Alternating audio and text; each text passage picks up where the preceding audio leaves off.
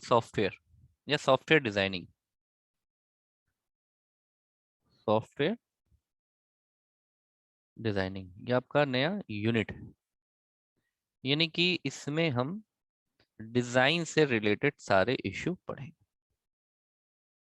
देखो, जब हम बात डिजाइन की करते हैं तो डिजाइन के मतलब होते हैं layout. It is related to layout, it is related to structure. ये स्ट्रक्चर से रिलेटेड है, ठीक है।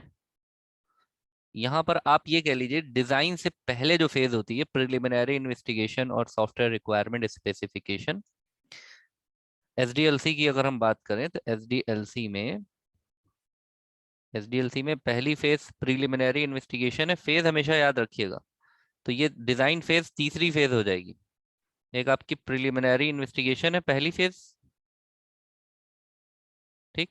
दूसरी रिक्वायरमेंट स्पेसिफिकेशन, हम पूरा नहीं लिख रहे हैं क्योंकि हम एसडीएलसी कई बार हम लोग बात कर चुके हैं।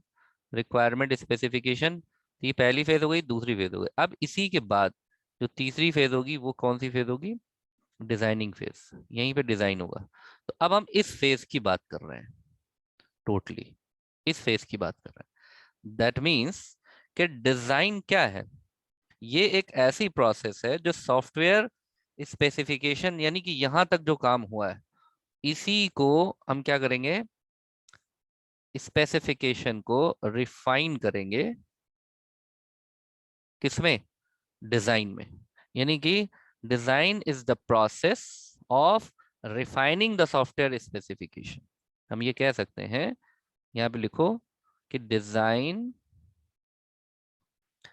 Is the process, design is the process. किस चीज की process? Process of refining. Refine का मतलब होता है किसी चीज को और अच्छी तरीके से पेश करना। ऑफ रिफाइनिंग, ऑफ रिफाइन मतलब और अच्छा बना देना, refine. Of refining the software specification, the software specification मतलब जो स्पेसिफिकेशंस बताई गई थी अब उसके अकॉर्डिंगली डिजाइन बनेगा। जैसे आप ऐसा समझिए, जैसे मान लीजिए कि आप एक घर बनाना चाह रहे हैं। अब घर में अभी सिर्फ क्या हुआ कि घर में हम लोगों ने बात करी, टॉक करी, डिस्कशन करा। हमने डिस्कशन करा, अभी डिस्कशन हुआ, कोई भी हमने उसको क्या कहते हैं, मैप नहीं बनाया। अभी डिस्कशन हुआ किसके बारे में? कि भाई रूम ऐसा बनेगा। हम लोग चाह रहे हैं यहाँ 2 रूम बन जाए। अब जब रूम की बात हुई है तो रूम कैसा बनेगा, दिखने में कैसा होगा, तो रूम का क्या बनाया जाएगा? डिजाइन बनाया जाएगा। तो अब आप देखिए, समझिए इस चीज को। यहाँ से लेकर के जो यहाँ तक की फेज हुई, ये फेज हमारी कौन सी हुई? ये फेज हमारी हुई स्पेसिफिकेशन की। ये कौन सी फेज हुई? ये स्पेसिफिकेशन की फेज है। ये स्पेसिफिकेशन है। अब जो स्पेसिफिकेशन है उसको रिफाइन करा जाएगा और क्या बनाया जाएगा? डिजाइन बनाया जाएगा। ठीक है, यहाँ पर इसको क्या कर रहे हैं? रिफाइन कर रहे हैं। ठीक है, और क्या क्या होगा? डिजाइनिंग फेज स्टार्ट हो जाएगी। तो अब यहाँ पे इसको फिर से पढ़ो। डिजाइन इज द, या डिजाइन लिख लीजिए या डिजाइनिंग फेज लिख लीजिए, कुछ भी लिख सकते हैं आप। कि designing phase is the process of refining the software specification. ठीक है। और यहाँ पर एक चीज और भी लिख सकते हैं कि जो आपका ये है, ये दोनों जो फेज है, इसका मीनिंगफुल रिप्रेजेंटेशन डिजाइन होगा। यानी इस डिस्कशन का, अगर रूम बनाना है, लॉबी बनाना है, फिर उसका डिजाइन बनेगा। तो इस बात का, यानी कि जो बात कर रहे हैं घर बनाने के लिए या सॉफ्टवेयर बनाने के लिए, तो उसका डिजाइन जब बनाएंगे तो हमने क्या कहा? कि meaningful representation of something that is to be build, जो बनाना है हमको। तो हम यहाँ पर कह सकते हैं कि design is what? It is a representation, representation, representation of the specification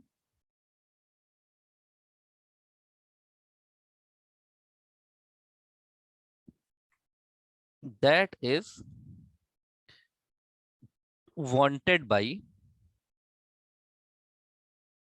wanted by client, जो क्लाइंट चाह रहा है। तो क्लाइंट जो बनवाना चाह रहा है वो हमें प्रिलिमिनरी इन्वेस्टिगेशन और स्पेसिफिकेशन से पता चल गया। अब उसको रिफाइन करके, उसको हम रिफाइन करके क्या करेंगे, ये देखो, ये रिफाइन करके हम उसको सॉफ्टवेयर को डिजाइन करेंगे। तो ये डिजाइनिंग करेंगे। क्लियर है ये? समझ में आ गया? अब देखो यहाँ पर इतना क्लियर है ना आप लोग को? पहले हाँ ना बता दीजिए तो फिर आगे चले। नेक्स्ट बताएं। क्लियर है ना? निखिल को क्लियर है और बाकी को क्लियर? बाकी तनु को भी क्लियर है, प्रियंका को भी क्लियर है, और नमिता को क्लियर नहीं है। हेमा क्लियर, नमिता, सपना क्लियर है। ओके ओके ओके, क्लियर है। अब नेक्स्ट में लिखिए यहाँ पर टाइप्स ऑफ डिजाइन, के डिजाइन कितने तरह के होते हैं। देखिए डिजाइन की बात हो रही है, जब हम टेलर के यहाँ ड्रेस सिलवाते हैं तो सबसे पहले कहते हैं डिजाइन, उसको समझाते हैं कि देखो ऐसा डिजाइन होगा। तो वो एक कैटलॉग दिखाता है, कैटलॉग। ठीक है, टेलर भी एक कैटलॉग दिखाता है।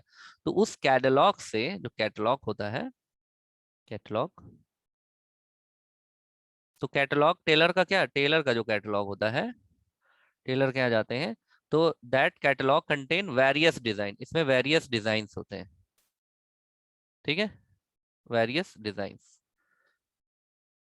तो हम इसी फेज की बात कर रहे हैं। ठीक है, तो अब यहां पर हम हेडिंग डालेंगे types of design, types of design, types of design. देखो मेनली दो टाइप के डिजाइनिंग्स होती हैं। क्या क्या? एक हाई लेवल डिजाइन, एक होता है हाई लेवल डिजाइन, और एक होता है डिटेल्ड डिजाइन, डिटेल्ड डिजाइन। ये लिख लीजिए आप लोग, हाई लेवल डिजाइन और डिटेल्ड डिजाइन, यहाँ डिजाइन लिख लीजिए, कंफ्यूजन नहीं रहेगा। और डिटेल्ड डिजाइन, देखो सॉफ्टवेयर इंजीनियरिंग ना बड़े अच्छे से पढ़ना। ये तुम्हें अभी तो लगेगा कि हम ये क्या थ्योरेटिकल पढ़ रहे हैं, लेकिन आप ये समझ लीजिए जितनी भी सॉफ्टवेयर इंडस्ट्रीज हैं, सब सॉफ्टवेयर इंजीनियरिंग के एक एक फेज को फॉलो करते हैं। जैसे मान लीजिए आपने पीएचपी सीख लिया, तो पीएचपी सीख लिया मतलब आप कोडिंग कर सकते हैं। अब कोडिंग के पहले क्या है, डिजाइनिंग, डिजाइनिंग के पहले क्या है, स्पेसिफिकेशन, स्पेसिफिकेशन के पहले क्या है, प्रिलिमिनरी इन्वेस्टिगेशन, और कोडिंग के बाद क्या है, टेस्टिंग, टेस्टिंग के बाद क्या है, इम्प्लीमेंटेशन, इम्प्लीमेंटेशन के बाद क्या है, इवेल्युएशन और मेंटेनेंस। क्या ये सब प्रोग्रामर ही करेगा? नहीं, सॉफ्टवेयर इंजीनियर करेगा। तो ये बहुत ही आपको ऐसा मतलब डिजिग्नेशन दिला सकता है सॉफ्टवेयर इंडस्ट्री में, कि जो आप जिसको समझ नहीं पाएगा। अभी आपको ये लग रहा है हम थ्योरी थ्योरी पढ़ रहे हैं, लेकिन ये बहुत प्रोफेशनल चीज है, इसलिए इसको ध्यान से देखिए और समझिए। डिटेल डिजाइन और हाई लेवल डिजाइन, यानी कि जो डिजाइन्स बनेगा वो टाइप उसका या तो हाई लेवल डिजाइनिंग होगी या तो ये। अब हाई लेवल डिजाइनिंग का मतलब है, यहाँ पर इसका मतलब क्या है कि हाई लेवल डिजाइनिंग का क्या मतलब है? इसका मतलब है structure of program, structure of program. देखो स्ट्रक्चर ऑफ प्रोग्राम क्या होता है? स्ट्रक्चर ऑफ प्रोग्राम छोटी सी, अभी क्योंकि आप लोगों ने सॉफ्टवेयर नहीं डेवलप करा है तो आपने लेकिन प्रोग्राम बनाया है ना। तो जैसे मान लीजिए कि आपने 10 नंबर प्रिंट करने का एक प्रोग्राम बनाया, तो या तो आप 10 वेरिएबल ले लीजिए, ABCDEFGHIJ, ऐसे 10 वेरिएबल ले लिए, या आप लूप ले लीजिए। तो बेस्ट क्या होगा बताओ? या तो आप 10 वेरिएबल ले लिए 10 नंबर प्रिंट करने के लिए, या तो आप लूप ले लीजिए। अच्छा क्या होगा? अच्छा होगा लूप, वेरी गुड, ये अच्छा होगा। तो ये क्या चीज है? लूप इज अ स्ट्रक्चर, ये स्ट्रक्चर है हमारे प्रोग्राम का। स्ट्रक्चर क्या हो गया कि हम इसमें लूप हम यूज करेंगे लूप, और ये भी हमारा स्ट्रक्चर हो गया। इसमें हम क्या करेंगे, different integers, different integer, integer 1 2 3 4 5 and so on. तो इसी को, ये जो हाई लेवल डिजाइन है, इसमें क्या देखा जाएगा, स्ट्रक्चर ऑफ प्रोग्राम के किस तरह के प्रोग्राम के स्ट्रक्चर हम इसमें यूज करेंगे। या इसको और भी हम कहते हैं, हाई लेवल डिजाइन को हम कहते हैं सॉफ्टवेयर आर्किटेक्चर, आर्किटेक्चर, आर्किटेक्चर। जैसे हमने कहा खिड़की लगेगी, तो खिड़की के आर्किटेक्चर कैसा होगा?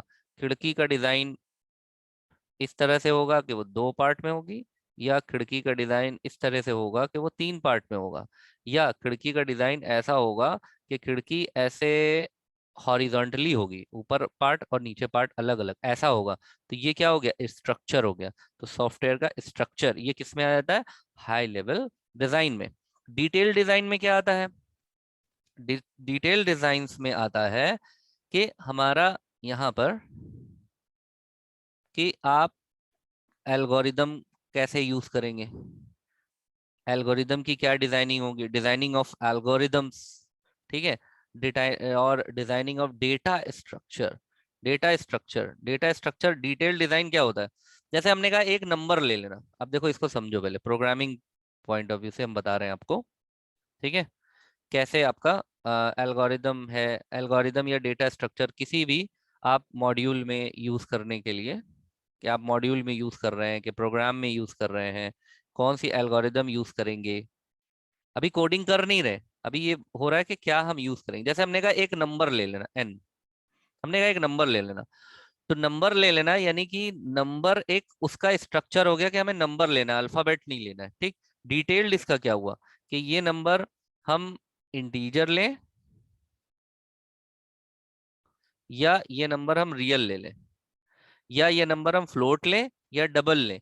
तो ये इसका क्या हो गया, डिटेल्ड डिजाइन हो गया। एक इंटीजर की हम बात बता रहे हैं सिर्फ आपको, एक इंटीजर की, क्लियर है ना ये। अब ये बताओ, ये दोनों चीजें क्लियर हो गई आपको, हाई लेवल डिजाइन और डिटेल डिजाइन क्लियर हुआ, समझ में आ गया, इसमें कुछ पूछना है आपको, नहीं। Very good. तनु को क्लियर हुआ और बाकी को क्लियर, सब लोग लिख के भेज दीजिए क्लियर क्लियर, अगर है नहीं कुछ पूछना है तो आप बताएं, कुछ कंफ्यूजन हो तो। ठीक है, क्लियर, ओके। अब डिजाइन के लिए यूज होने वाले मॉडल्स, मॉडल्स यहां पे लिखो, मॉडल्स फॉर डिजाइन। डिफरेंस क्या है निखिल, डिफरेंस क्या है, बहुत बड़ा डिफरेंस है। देखो बात समझे नहीं तुम, हाई लेवल डिजाइन और इसमें डिफरेंस क्या है, देखो इसमें स्ट्रक्चर ऑफ प्रोग्राम है, मतलब हम लूप यूज कर रहे हैं। अच्छा लूप का डिटेल क्या है, लूप लूप यूज कर रहे हैं, ये हाई लेवल डिजाइनिंग हो गई। हाई हाई लेवल का मतलब क्या, ऊपरी तौर पर, ऊपरी तौर पे आपको पता, जैसे हमने कहा खाना बनाने का हाई लेवल क्या है, खाना बनाने का हाई लेवल है दाल चावल बनेगा। डिटेल्ड क्या है, दाल धोएंगे, दाल में हल्दी डालेंगे, कुकर चढ़ाएंगे, पानी लेंगे, उसमें नमक डालेंगे, ये क्या हो गया, डिटेल्ड हो गया। हाई लेवल में क्या हो गया, दाल चावल बनेगा। हमने बोला सब्जी बनेगी, भिंडी की सब्जी बनेगी, तो भिंडी की सब्जी बनेगी, ये हाई लेवल पर हो गया। और डिटेल्ड क्या हुआ, भिंडी की सब्जी का डिटेल क्या हुआ, काटेंगे, उसके ऊपर का जो कैप होता है वो हटा देंगे, छोटे छोटे काटेंगे, फिर उसको धोएंगे। भिंडी धोई जाती है, काटने के बाद धोई जाती है, भिंडी धोने से, काटने से पहले धोई जाती है, बताओ। भिंडी को बनाना है तो पहले धोएंगे या बाद में, बिल्कुल सही है, पहले, पहले धोएंगे, ठीक। यही डिटेल्ड हो गया, यही तो डिटेल्ड है, बिल्कुल सही पकड़ा एकदम, यही डिटेल्ड है, इसी को हम डिटेल्ड डिजाइन कह रहे हैं। अभी समझ में आ गया, ओके। क्लियर है आशीष, नमिता, सबको क्लियर। चलिए अब मॉडल्स लिखिए। मॉडल में क्या है, मॉडल्स, मॉडल का मतलब होता है कि क्या क्या स्ट्रक्चर फॉलो करा जाएगा। तो इसमें दो मॉडल्स होते हैं, दो मॉडल, दो मॉडल होते हैं इसमें, एक स्टैटिक मॉडल और एक डायनेमिक मॉडल, लिख लीजिए। एक आपका होता है स्टैटिक मॉडल और एक आपका होता है डायनेमिक मॉडल, ठीक है। इसमें भी और इसमें भी, दोनों में ही बेसिकली डाइग्राम्स यूज होते हैं। डिजाइनिंग क्या है, डाइग्रामिंग ही तो है पूरी। इसमें भी डाइग्राम यूज होता है, इसमें भी डाइग्राम यूज होता है। अब इसमें जो डाइग्राम यूज होते हैं, वो डाइग्राम इसमें ये बताएगा, डायग्राम या जिसमें इस स्टैटिक मॉडल में ये बताएगा कि जब प्रोग्राम को व्हेन सॉफ्टवेयर, ऐसा लिखो इसको, यहाँ पे लिखो no change in software while it is executing. मतलब कह रहा है कि जब ये ऐसे पॉइंट्स बताएगा कि कहाँ पर सॉफ्टवेयर में चेंज नहीं होगा, जब क्या कहते हैं, सॉफ्टवेयर एग्जीक्यूट हो रहा होगा। मतलब इसको पहले लिख लेते हैं फिर बताते हैं, ठीक है ना, पहले लिख लो इसको।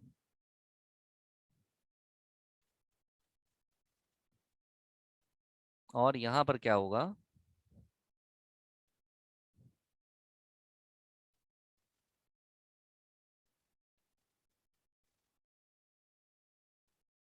डायनेमिक मॉडल में क्या होगा, इट टेल्स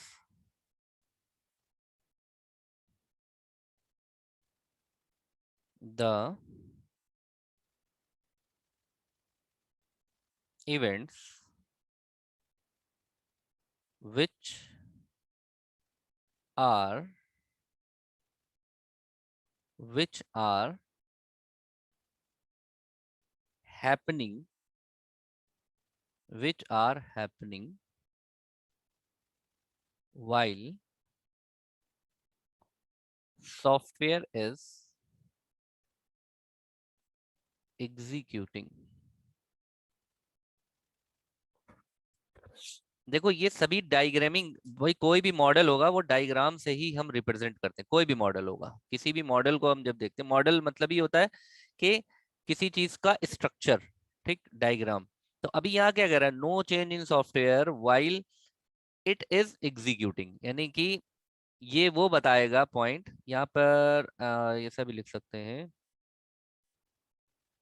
हाँ, इसको अब ऐसे समझो, जैसे मान लो यहाँ पर हम समझाते हैं इसको, कोशिश करते हैं समझाने के लिए। जैसे मान लो कि एक आप कैंडिडेट हैं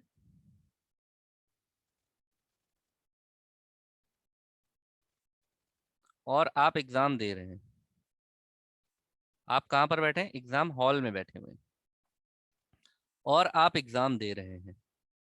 आप क्या कर रहे हैं, एग्जाम दे रहे हैं, यानी कि आप क्या कर रहे हैं, आंसर लिख रहे हैं, क्वेश्चन पेपर पढ़ रहे हैं और उसका आंसर दे रहे हैं, ठीक। तो at this moment, at this moment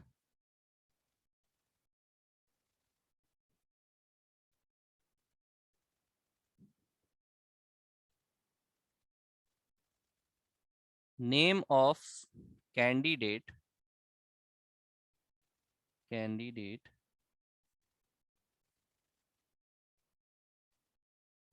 can not be changed.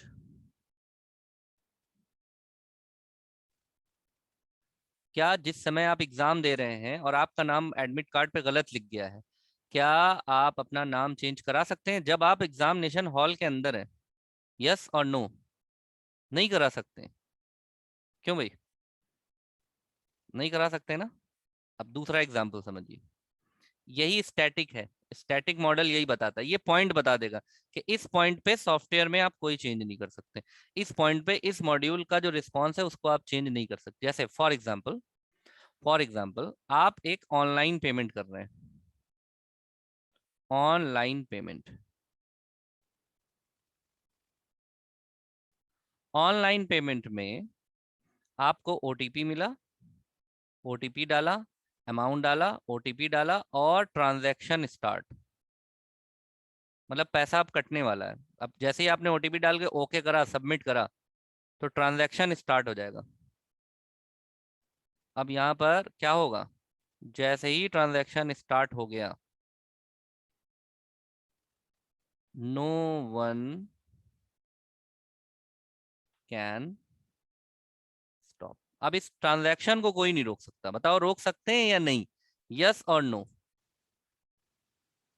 रोक सकते हैं या नहीं? यस और नो, ट्रांजैक्शन को रोका जा सकता है? नहीं रोका जा सकता है। ठीक है, समझ गए ना? हाँ। अब दूसरा, ये हो गया हमारा क्या, ये हो गया हमारा स्टैटिक मॉडल। ये स्टैटिक मॉडल ये बताएगा कि सॉफ्टवेयर में किस किस जगह पर ऐसा हो सकता है कि हमारा जो कंट्रोल है वो कंट्रोल नहीं हो पाएगा, वहां पर हम कोई भी कंट्रोलिंग नहीं कर पाएंगे, यानी कि कोई भी चेंजेस नहीं कर सकते हैं, कुछ भी वहां पर कर नहीं सकते, वो हो गया तो हो गया। ठीक है, ये बात समझ में आ गई? अब डायनेमिक में समझिए, डायनेमिक क्या कह रहा है, ये बताएगा कि कहाँ कहाँ पर क्या क्या हो रहा है।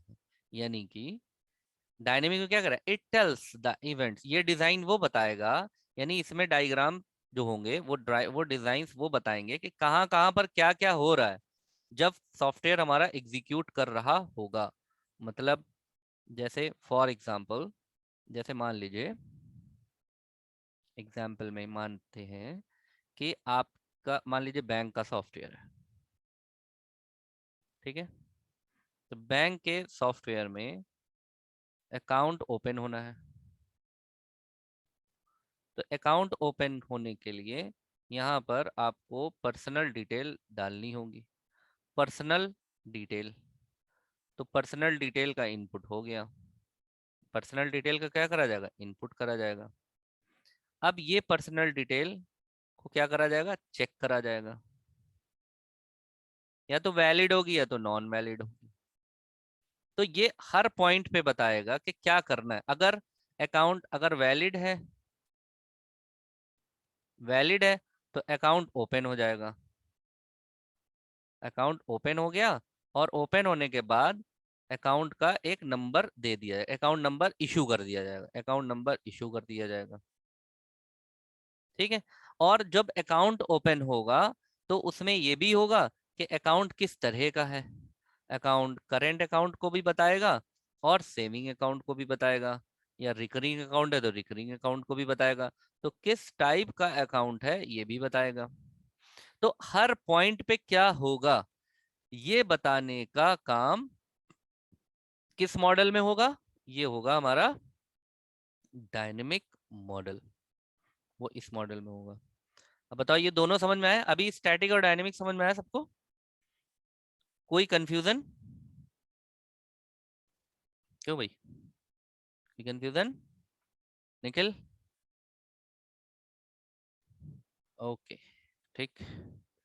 अब software design concept, software design concept,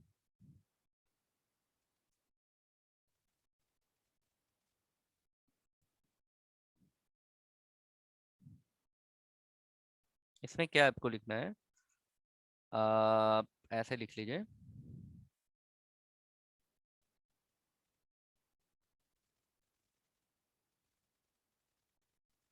तनु, डायनेमिक क्या, आप डायनेमिक लिखा है सिर्फ आपने, हम क्या समझे इससे, कुछ पूछना चाह रहे हैं आप? समझ आए, ओके ओके। अब आप हेडिंग डालिए यहाँ पर, software design concept.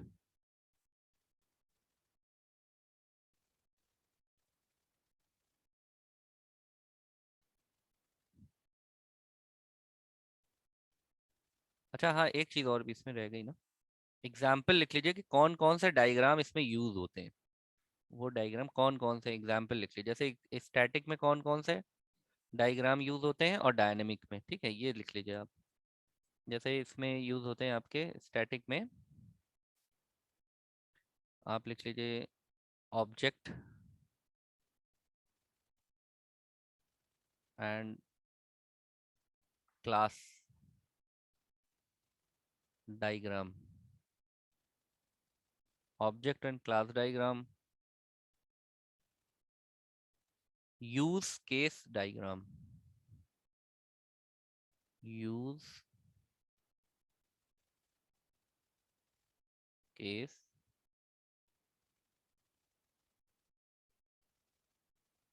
Diagram, use case diagram, data structure diagram, ये सब डायग्राम्स के नाम है। अभी इसको पढ़ना नहीं है आपको, कुछ एक दो डायग्राम होंगे वो आगे हम लोग आपको बता देंगे हम, ठीक है। और इम्प्लीमेंटेशन डायग्राम, इम्प्लीमेंटेशन डायग्राम, और इसके एग्जांपल्स लिख लीजिए। डायनेमिक, डायनेमिक मॉडलिंग के, ये आप ऐसे मत लिखिएगा, स्टैटिक डायग्राम और डायनेमिक डायग्राम मत लिखिएगा। यहाँ ये स्टैटिक मॉडल है और ये डायनेमिक मॉडल है, ठीक है। हाँ, कहीं पता चला आप स्टैटिक डायग्राम वो लिख लें, तो स्टैटिक डायग्राम नहीं है, ये स्टैटिक मॉडल है और वो डायनेमिक मॉडल है, ठीक है, ये ध्यान रखिएगा। ये तो हमने ये बताया कि स्टैटिक मॉडल भी डायग्रामिंग टेक्निक है और डायनेमिक मॉडल भी डायग्रामिंग टेक्निक, यानी कि डायग्राम की हेल्प से ही तो बताएंगे कहाँ पे एग्जीक्यूशन हो रहा है, कहाँ एग्जीक्यूशन नहीं हो रहा है। क्लियर है। इसके एग्जाम्पल देखो क्या है, एग्जाम्पल डायनेमिक मॉडल के एग्जाम्पल्स, इंटरेक्शन डायग्राम, एग्जाम में आ जाए तो आप लिख सकते हैं ये example. Interaction, interaction diagram, D for diagram, state chart, state chart, और डीएफडी। इसमें से डीएफडी हम लोगों ने पढ़ा था ना, क्यों डीएफडी पढ़ा है हम लोगों ने, डेटा फ्लो डायग्राम। और decision tree,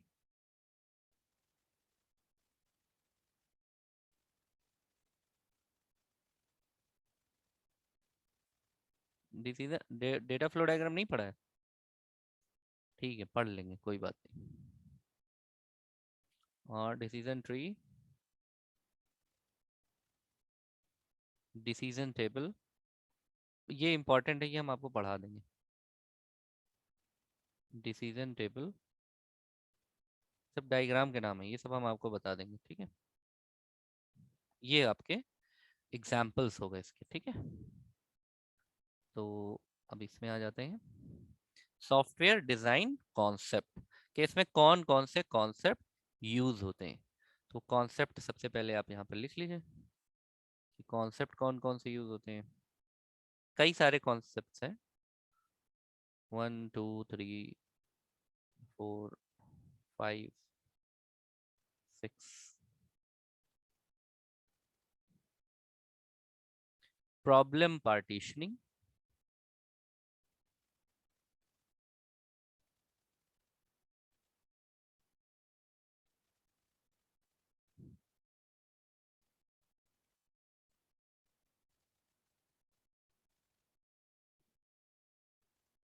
step wise refinement, step wise refinement,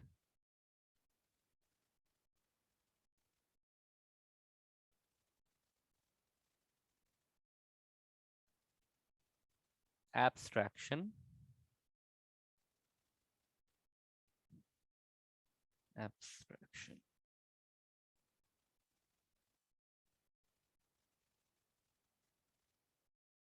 abstraction, control hierarchy,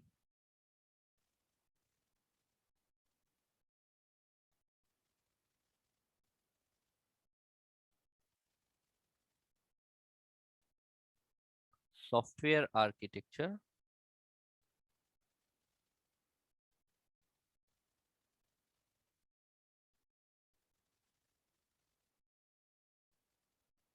information hiding.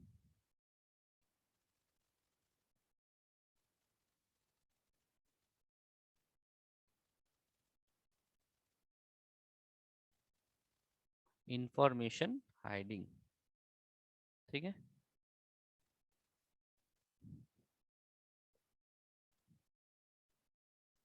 अब इसमें एक एक करके हम लोग देख लेते हैं। जैसे यहाँ पर प्रॉब्लम पार्टीशनिंग, तो पहले आप लोग यही लिख दीजिए, प्रॉब्लम पार्टीशनिंग।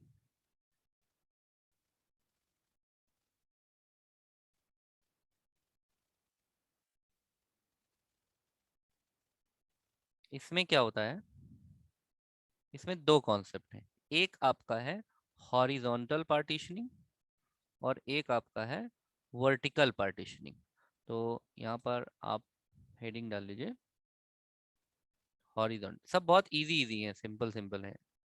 लिखा दिखने में आपको लग रहा है इतना ढेर सारा है, बहुत थोड़ा थोड़ा सा है, बहुत सिंपल सा है। हॉरिजॉन्टल पार्टीशनिंग,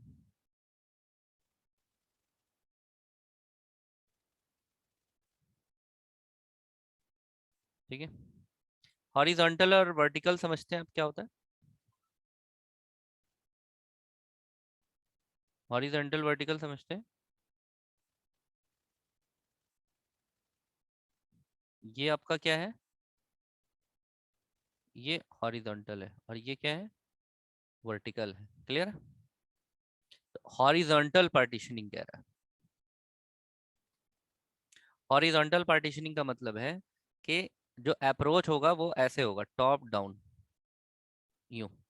दैट मीन्स जैसे मान लीजिए कि कोई आपका जो भी प्रॉब्लम्स है, अब यहाँ पे प्रॉब्लम का मतलब क्या है? प्रॉब्लम का मतलब है सॉफ्टवेयर आपको बनाना है, तो क्लाइंट ने बता रखा है, अब उसी को हम बांटेंगे। जैसे यहाँ पर देखो ये फाइल है, इसमें न्यू है, ओपन है, सेव एज, ठीक। ये इसमें पार्टीशन ही तो है ना, ये फाइल के पार्टीशन है। फाइल के अंदर क्या क्या है, सेव एज है, सेव एज पे हमने क्लिक करा तो सेव एज पे क्लिक करते ही ये आ जाता है सामने। सेव एज पे क्लिक करा, अब इतनी चीजें सामने आ गई, तो ये इसके अंदर चले गए। तो ये उसी तरह से यहाँ पे कह रहा है कि अगर आपने एक ऐसे बनाया, अब मान लीजिए, ठीक है, अब इसमें क्या है कि आपने हॉरिजॉन्टल पार्टीशनिंग में जो पार्टीशंस होगा वो कुछ ऐसा होगा। देखिए कैसे पार्टीशनिंग होती है इसमें। अब मान लेते हैं ये इसके पार्ट्स हैं, ठीक है। ये ए है और ये आपका बी है, ये सी है, ये डी है, ठीक। अब ऐसे समझिएगा, तो नंबरिंग से आप समझ में आ जाएगा। अब इसके जो पार्ट्स होंगे यहाँ पर, इसके पार्ट्स हो सकता है 1 2 ऐसे पार्ट्स हो।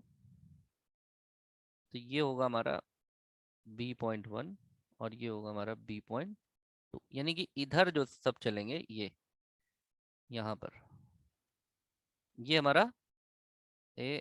अब यहाँ पर जितने भी पार्टीशंस होंगे वो सब जाहिर सी बात है सी से ही रिलेटेड होंगे, जितने भी पार्टीशन। और इधर जो भी पार्टीशंस होंगे वो हमारे डी से रिलेटेड, यानी कि डेप्थ में हम जाएंगे।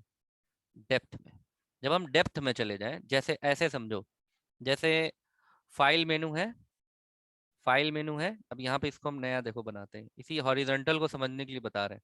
इसी सॉफ्टवेयर पेंट ब्रश कोई डिजाइन कर ले, मान लो तुम्हें पेंट ब्रश ही बनाने के लिए मिल जाता है, तो इसमें हॉरिजॉन्टल पार्टीशनिंग डिजाइनिंग क्या होगी, डिजाइनिंग में हॉरिजॉन्टल पार्टीशनिंग क्या होगी?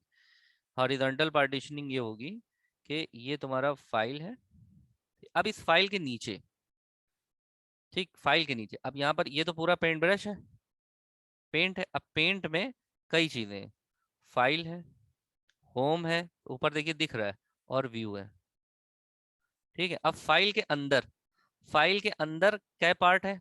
फाइल के अंदर हमने कहा कि भाई न्यू है, ओपन, सेव एज है, मान लो इसी को ले लेते हैं, न्यू है और सेव एज है। अब सेव एज के अंदर क्या है? सेव एज के अंदर ओपन करा, सेव एज के अंदर ये आ गया, पूरा डायलॉग बॉक्स है, तो हमने यहाँ पर लिख दिया इस सेव एज के, ये आ गया। अब इसके अंदर हमने लिख दिया डायलॉग बॉक्स। ये समझ गए? तो ये ऐसे चल रहा है, इसको हम कहते हैं हॉरिजॉन्टल पार्टीशनिंग।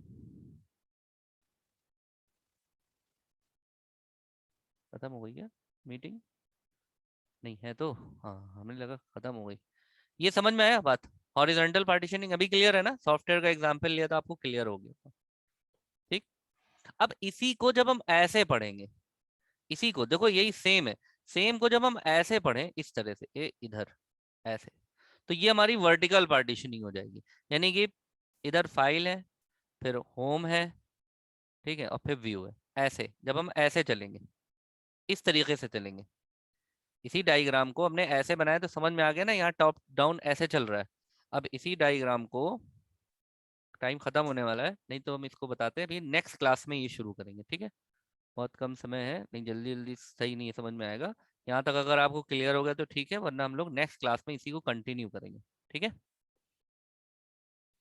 चलो, दैट्स इट, थैंक यू।